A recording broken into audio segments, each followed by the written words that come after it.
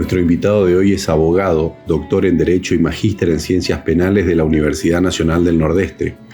Es especialista en Justicia Constitucional y Derechos Humanos por la Universidad de Bolonia, Italia. Fue asesor de la Convención Constituyente Nacional de Santa Fe en 1994, diputado provincial en 1999, mandato truncado por la intervención federal. Fue fiscal de Estado, asesor del Poder Ejecutivo, convencional constituyente provincial en 2007, diputado provincial desde 2007 a 2011 y ex asesor del Senado de la provincia de Corrientes. Nos visita hoy el doctor Armando Rafael Aquino Britos. Armando, muchas gracias por estar acá y por aceptar esta invitación. No, al contrario, muy gentil de parte de ustedes por la invitación y con el mayor de los gustos. Muchas gracias. Armando Rafael Aquino Britos, si nosotros tuviéramos que decirle a la gente quién sos según vos? Apasionado por las cosas que hace en primer lugar. Una persona que constantemente quiere trabajar y mejorar las cosas que hacen a nuestra cotidianeidad. Obviamente estoy inclinado por el derecho, por la justicia, y ahí se manifiestan varias cuestiones. La docencia, la investigación, bueno, el trabajo profesional, en otra oportunidad muy fuerte la política, y bueno, parte de la vida. Ahí vemos un libro que es El orden constitucional y el sistema democrático. Yo conté, porque tu currículum es muy, muy largo, además de las cuestiones que tienen que ver con la docencia y todo eso, también trabajas mucho en publicaciones, y yo conté de autor y coautor más o menos 37 publicaciones, 37 libros, sí, que no incluyen los papers, ¿no? Claro, no, lo que pasa es que hay trabajos que se publican en otros países, pero también es cierto que hay un libro, por darte un nombre, que se llama La Fake News y la respuesta del derecho, que se publicó en 3 países con nombres diferentes, digamos, pero abordando la temática... Sí, muy actual, muy necesaria. Pero sí, es cierto, ya perdí el rastro de esta cuestión. Pero hay un trabajo, digamos, muy intenso. ¿Te acordás cuándo fue el primero? El primer libro, supongo que te acordás, ¿hace cuánto fue? Sí, amparo siempre suave, ¿no? Amparo contra decisiones judiciales ilegales o ilegítimas. Claro. Porque también es cierto que desde el ámbito judicial se cometen delitos y se cometen arbitrariedades que son grotescas. Y siempre la respuesta está en el derecho, Eduardo, ¿no? Y por eso fue el libro que te acerqué. Porque lo que no tenemos que perder de vista nunca, que siempre hay que mantener el orden democrático. La respuesta tiene que venir siempre del orden constituido. Las respuestas siempre tienen que ser del derecho. A nosotros nos fue mal cuando abandonamos. Claro. De hecho, yo soy tal vez la consecuencia o el producto de las interrupciones constitucionales, porque terminamos con el manotazo ahogado de la guerra de Malvinas, haciendo el servicio militar. Tuve que ir a combatir allá y sé los infortunios que tiene, porque lo padecimos, estar al margen de la ley. Ahí vamos a ir, pero antes vamos a entrar en tema porque, bueno, este ciclo, el ciclo de este año también se da en el marco de los 40 años de democracia, y hoy está muy en cuestión, digamos, se debate, hay un debate público muy importante con respecto a la Constitución, con respecto a los poderes constituidos, como decís vos, como la tarea de la Corte y qué sé yo. Y vos sos un entendido del tema, y para empezar a hablar, ¿cuál es el papel más importante de una Constitución en el país, en un país? Eso, para mí, garantizar la libertad y en el marco de la igualdad. Oíd mortales el grito sagrado, libertad, libertad, libertad, para vivir en el marco de igualdad. Es la consigna del himno. Bueno, eso lo plasma la Constitución. Esto lo garantiza la Constitución. Y a partir de allí diseña el funcionamiento de los poderes, pone límites a los poderes para que los derechos fundamentales de la sociedad estén garantizados. Ese es el rol de la Constitución. Este es el funcionamiento que obliga a la Constitución a gobernantes y a gobernados. Y lamentablemente no estamos muy dispuestos a que esto sea una realidad cuando lo manda la Constitución. Claro. Entonces, para los principios fundamentales que deben proteger una Constitución, la igualdad, la libertad y ¿qué más? Todo lo demás se acomoda solo, Eduardo, pero los valores fundamentales son, sin duda, la libertad y la igualdad. Sin estos dos derechos fundamentales, no existiría el resto. Hay mucho dirigente político, nacional e internacional, que está hablando del tema, sobre todo los nacionales, porque hay un emergente político ahora que invoca mucho la libertad, ¿no? Y para no ponerlo adentro del país, lo vamos a sacar. El presidente uruguayo hace unos días dijo, cuando te hablan mucho de la libertad, porque te quieren cagar, ¿no? ¿Qué opinión tenés vos al respecto? Porque también hay otros dirigentes que dicen cuando te hablan mucho de libertad, en la libertad es porque olvidan todas estas otras cosas que tuvimos que pasar para tener esta libertad. Por eso yo resalto mucho la Constitución y estos dos principios rectores que son valores también y que se plasman en derecho. ¿Qué quiero significar con esto? Que la Constitución tiene una sabiduría espectacular y es la que hemos diseñado nosotros. Tenemos educación pública, gratuita y hasta niveles de terciarios, universitarios. Tenés la garantía del sistema previsional, es decir, tenés salud pública garantizada. A partir de ahí, todo lo demás se tiene que acomodar. ¿Cuál es el problema? El problema es el desborde. El problema es la corrupción que se entroniza como el mal endémico del funcionamiento del sistema democrático, que es perpetrado por los gobernantes y algunos pícaros que están haciendo negocios con el Estado. Claro. Y los temas, viste que las sociedades avanzan y las constituciones deberían seguir ese proceso, ¿no? ¿Crees que nuestra Constitución está bien todavía o desde el 94 para acá, digamos que está en condiciones de ser reformada y en todo caso... Está en condiciones de ser cumplida alguna vez y te paso a contar. Sí, para empezar, por ejemplo, qué sé yo, el tema de la coparticipación, ¿no? Sí, el de la coparticipación, asignatura pendiente, defensor del pueblo, hace 15 años que no tiene designado. Esto que te acerca a vos, esta fue un diseño arquitectónico de Raúl Alfonsín con la ley 23.077, la defensa del orden constitucional y sistema democrático, se plasma en el artículo 36 con una riqueza extraordinaria. Y a mi juicio eso es la puerta de entrada para lo que se llaman derechos de cuarta generación. Uh-huh. ¿Qué son los derechos de cuarta generación? Es una oleada histórica que trae nuevos derechos a partir del reconocimiento a modo de consigna de una identificación como gran valor de este. Y para mí es la democracia constitucional. Vos me vas a decir, y me van a decir con más propiedad las mujeres, che, toda esta conquista de estos nuevos derechos es producto del feminismo, sin duda, que tal vez fue lo que más empujó. Pero también las integraciones de los pueblos que trajeron protección de los derechos desde el marco de la soberanía nacional y desde el marco de los acuerdos internacionales supranacional, entonces los derechos se ven garantizados. Acá, por ejemplo, por la Corte Interamericana, en Europa por el Tribunal Europeo. La tecnología, Eduardo, ha hecho una transformación extraordinaria. Y ese es el aporte de la ciencia y de la técnica aplicada a la comunicación.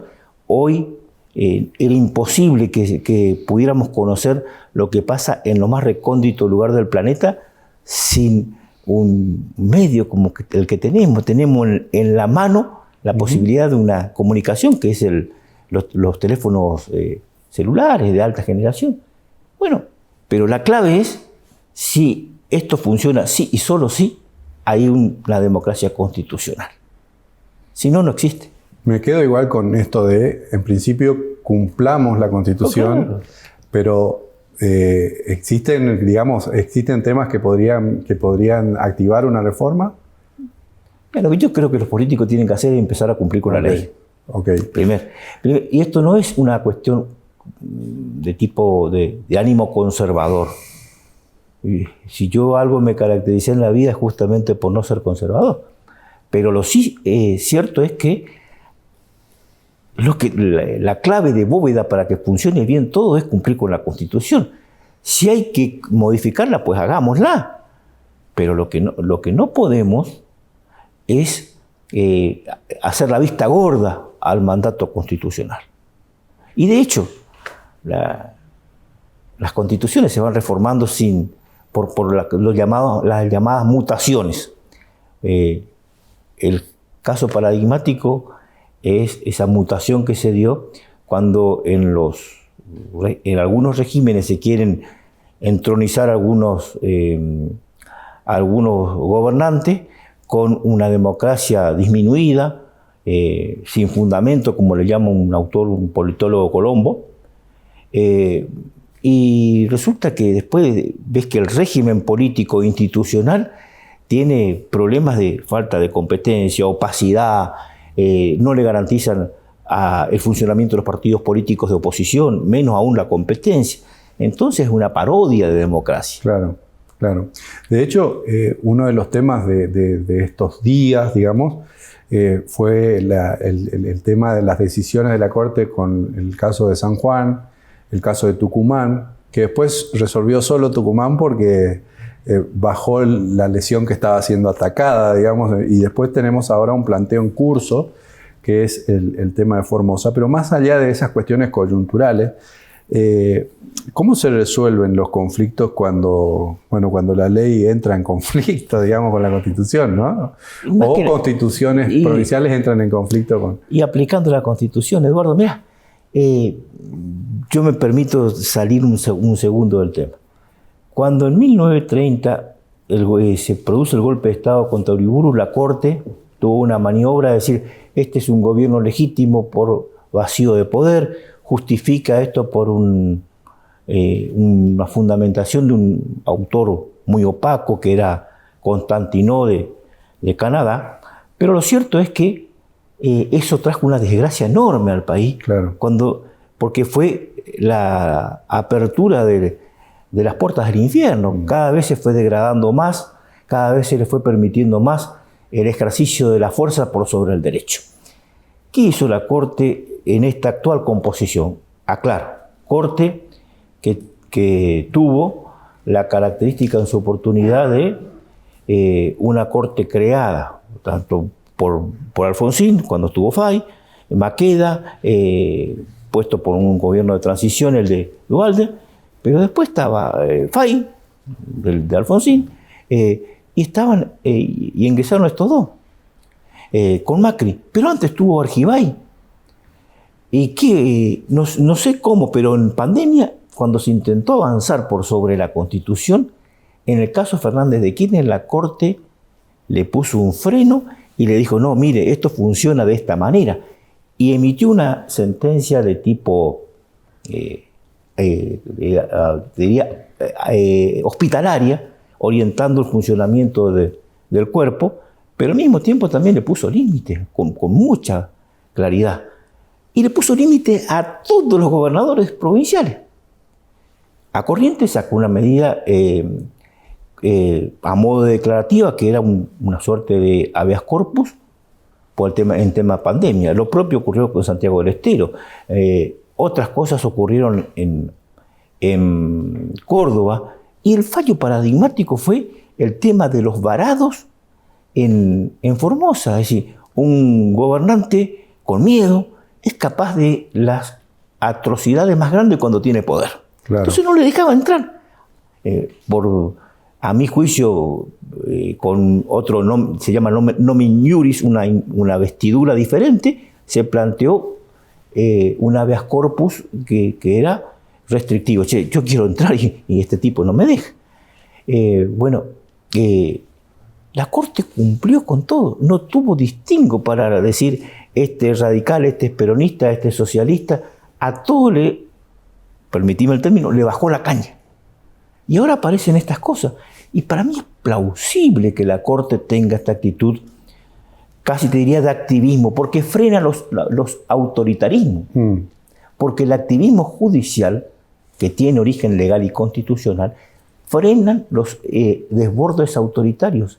Y esto es lo que hay que impedir para no volver a repetir viejos problemas y viejos errores. Nosotros llegamos a la Corte también porque la Corte actúa como un control interno, digamos, de los propios poderes judiciales inferiores, o hay una deformación en las Cortes provinciales para que avalen lo que después finalmente se ataca más arriba.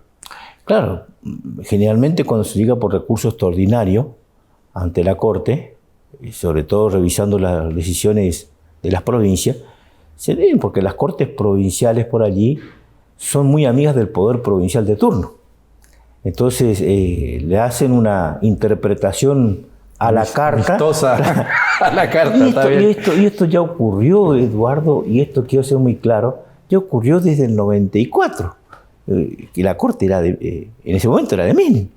Y la Corte le dijo a Reutemann, cuando buscó la reelección indefinida, decía, me afecta el derecho humano a la reelección. Dice, no, la Constitución provincial está para que usted la cumpla. Pasó cuando Zamora, de origen radical, quiso hacer una interpretación caprichosa en Santiago del Estero, le dijo, mire, no funciona así, señor, usted, la Constitución suya es clara, tiene 2 mandatos y el tercero usted se va a su casa. Pasó también con una interpretación que lo hizo a instancias del mismo ministro de Justicia actual contra la candidatura del senador Veraltinec. Y la Corte dijo, miren, la interpretación acá es clara, usted no puede hacer interpretaciones rocambolescas como para que se va. Son 2 periodos, son uno más otro y después se va. Y bueno, y esto es lo saludable del sistema. Y ahora se enojan porque aparecen planteándose cosas que tienen la misma característica. Te hago, de ese tema mencionaste muchas cosas, te hago 2 preguntas. Una es, ¿existe remedio para evitar una corte a la carta en las provincias y en la nación también? Porque esto se verifica también en los estados nacionales, no solamente en Argentina, digamos, ¿no? De esto tenemos reportes en muchos lugares. Sí, y la resolución cotidiana es esta transformación mediante las decisiones jurisdiccionales que emite la Corte rectificando los fallos de las provincias. Pero para eso tiene que haber cuestión federal. ¿Qué pasa? ¿Pero las provincias no pueden tener su propio remedio? De hecho la tienen, pero cuando no funciona el Poder Judicial local, aparecen los problemas. Y para corregir excesos, ponele, de la Corte, ¿existe en algún lugar un remedio como esto que se plantea aquí en la Argentina? Se plantea, ¿no? La Corte, bueno, elijámosla, que sean cargos electivos, o en todo caso, ¿qué otra manera tenemos nosotros de tener un control ahí sobre ese asunto? Y, Eduardo... Digo control ciudadano, sí, ¿no? Porque... Pero de hecho el ciudadano controla permanentemente la Corte. De hecho hay un juicio político a la Corte. Y está bien que las instituciones se controlen mutuamente. O sea, están los mecanismos. Están. De hecho está funcionando. De hecho hay un juicio político que está poniéndole el control a la Corte. O sea que los problemas que tenemos es por desviación de la ley que está, digamos, básicamente. No le demos más vueltas.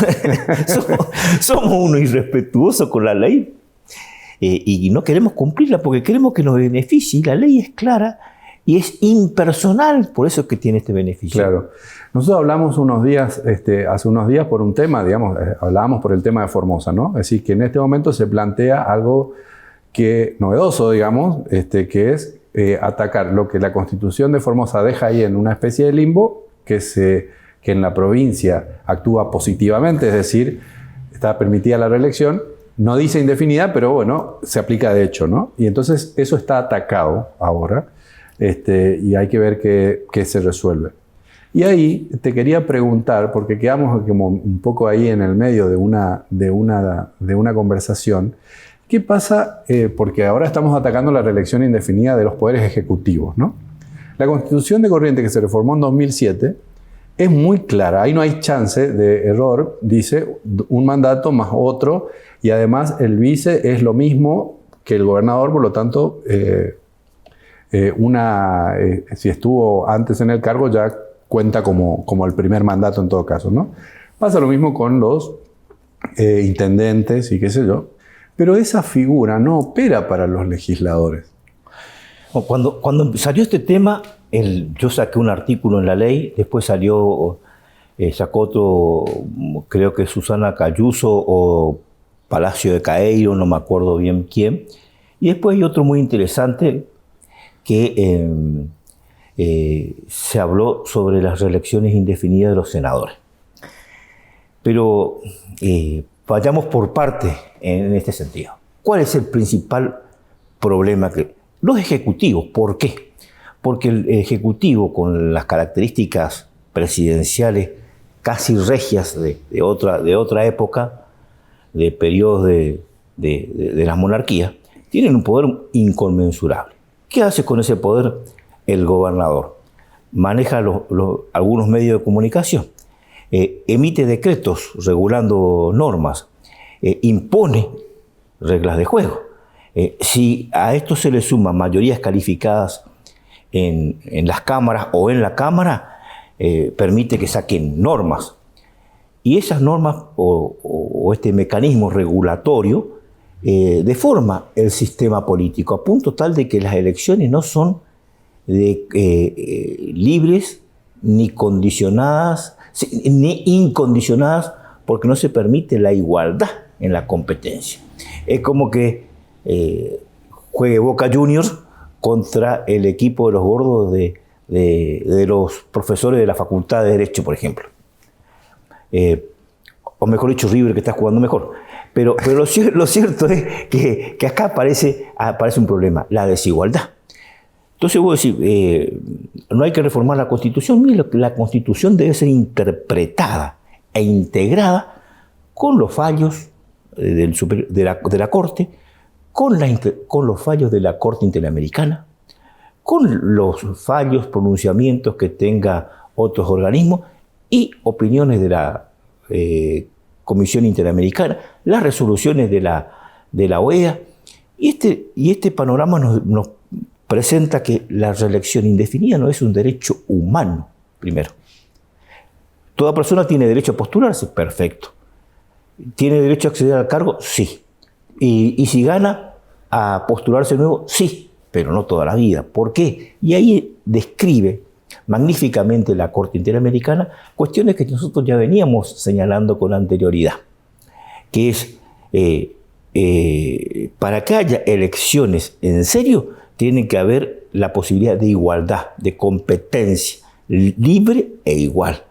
Y esto hay que reconocerlo, los Kirchner, o sobre todo Néstor, al diseñar el sistema de las PASO, permitió que los partidos políticos cumplan con su misión de elegir a sus postulantes, teniendo el monopolio de las candidaturas o de la postulación de los candidatos, pero también le permitió al pueblo que pueda elegir y le da dos oportunidades: la de participar en el marco de los partidos políticos que le simpatizan, y después la otra cuestión, de eso no se puede regresar. Claro. No podemos retroceder de eso. Digamos que es una norma que además habilita a los que por ahí tenían problemas en la interna sin obligación, claro, a que puedan participar, competir, digamos, ¿no? Bueno, lo cierto es que para mí, esto es una opinión personal, este tipo de derechos que se reconocen mediante estas leyes se tienen que trasladar a las provincias. Nosotros tendríamos que tener en Corrientes un sistema de pasos, tendría que tener... ¿Por qué hay tanta resistencia? Porque vos sabés que los dirigentes políticos... Pero Eduardo, porque quieren tener, cuando se tiene el control del partido y se quiere poner los candidatos a dedo, es muy sencillo. Es la vieja cuestión de que hablaban politólogos o sociólogos, mejor dicho, en otras épocas, las oligarquías partidarias, y que es una costumbre que nos tenemos que sacar. No se puede competir con igualdad cuando a los medios de comunicación acceden únicamente los candidatos o el candidato que pone dinero. Mirá, te escucho y hace mucho tiempo, no sé si hablamos con vos de este tema, pero hace mucho tiempo con algunos colegas venimos hablando del tema de que se tensiona en la provincia de Corrientes, por ejemplo, ¿no? Se tensiona sobre un músculo muy importante que es la legislatura, porque este gobierno supo construir mayorías calificadas hace bastante tiempo en ambas cámaras. Tiene un poder muy constituido, muy conservado, muy apoyado en la última elección casi por el 80% de los votos. Por supuesto que se verifica también en la provincia de Corrientes eso que vos decís de cierto control hegemónico sobre el discurso, digamos, en los distintos medios. Entonces ahí, ¿cómo hacer, no? Porque por un lado está garantizado que cada 2 periodos eventualmente cambie el poder ejecutivo. El régimen de gobierno sigue siendo el mismo ya hace 20 años. ¿Y cómo ves ahí? ¿Cómo lograr igualdad ahí, ¿no? Respetar los valores republicanos, porque la democracia, digamos, está como garantizada, pero no es todo esto otro que vos estás mencionando. Es cierto. Primero hay que hacer una salvedad. Estos problemas que tenemos, que son comunes, por ejemplo, Corrientes, Chaco y todas las provincias que no tienen un sistema de pasos, Chaco la tiene, perdón, o Entre Ríos, son menores ante problemas mucho más graves. Claro. Que por ejemplo, la ley de lemas, que es una atrocidad. Pero, volviendo a contestar tu pregunta, ¿cómo hacemos para comunicarnos en el marco de la desigualdad? Porque se privilegia incluso la información secundaria, banal, para tapar temas importantes. Tenemos que hacer como hicieron los países árabes. La revolución tunecina nació por la resistencia que tenía una persona a someterse a un régimen que ya le venía cansando a todos basado en la corrupción. Claro. Entonces apareció el bonzo del vendedor de claveles y produjo la revolución árabe y no tenían medio de comunicación. ¿Y cuál fue el arma? Claro. No sacaron así un trabuco del costado, ni pistola ni fusil. Sacaron celulares.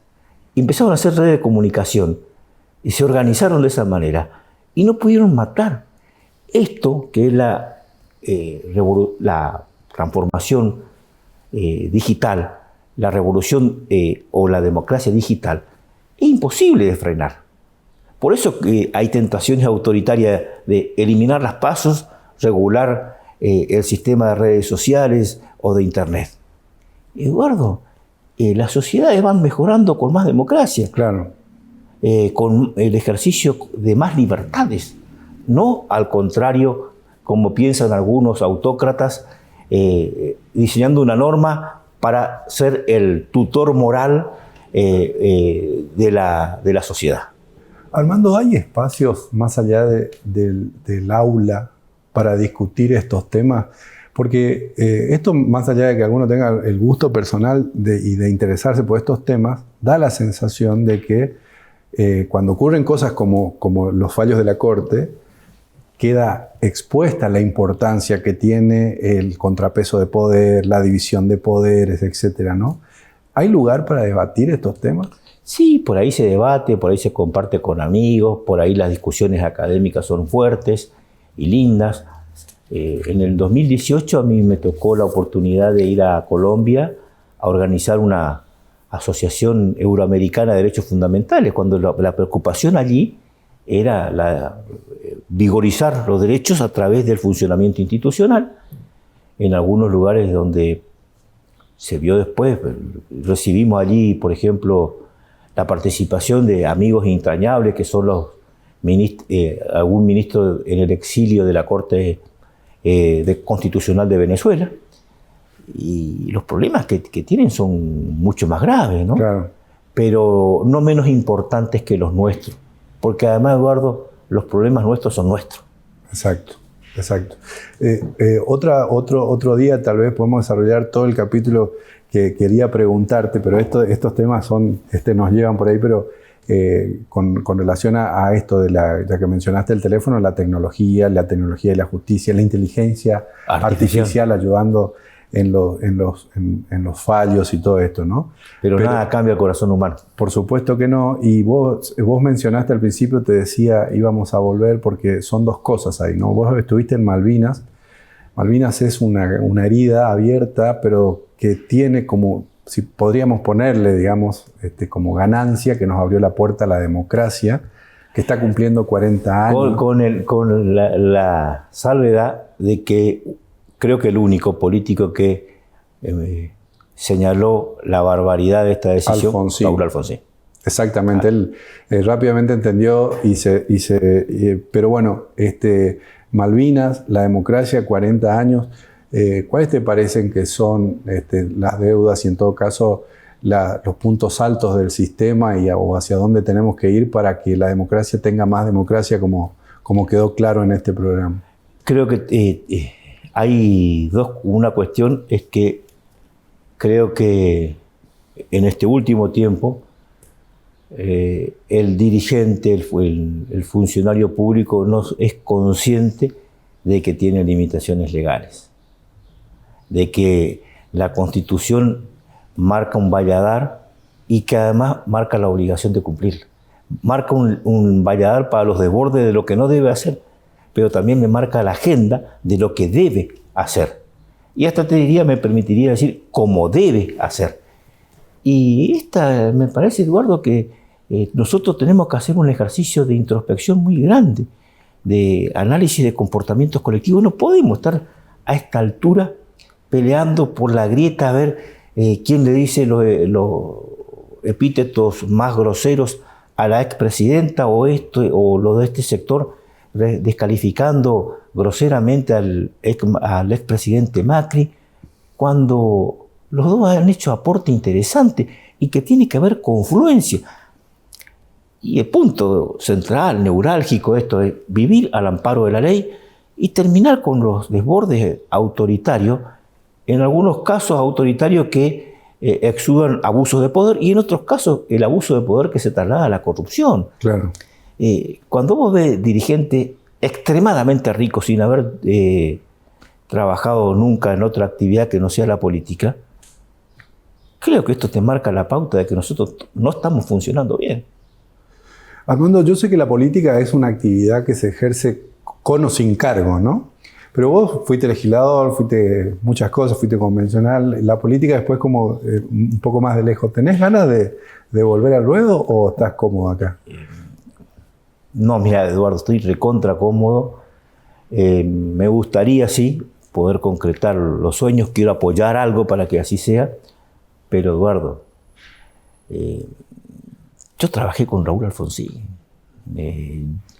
Cuando terminó lo del Malvinas, vine a estudiar como desesperado. De ahí que le conocí a Susana. Como desesperado estudié. Pero cuando tuve la oportunidad de militar tan fuerte, lo hice, terminé militar siendo parte de un sector de la juventud radical muy fuerte. Ayudamos a consolidar el sistema. Y ver a Alfonsín cumplir cada una de las promesas que realizó y ver cómo cambiaba el sistema de matriz autoritaria por democrática, es un sueño hecho realidad. A mí parece que se me cumplieron los sueños con Alfonsín. Y cuesta. Y claro, y es como que vos jugás con Messi y Maradona juntos y después te tenés que jugar con jugadores de metegol. Armando, muchísimas gracias. No, por favor, a ustedes. A ustedes también, gracias por estar ahí. Recuerden que este y los demás episodios se pueden ver en los repositorios digitales eduardo-ledesma.com, del Diario Litoral y todas las semanas por este canal. Muchísimas gracias y hasta la próxima.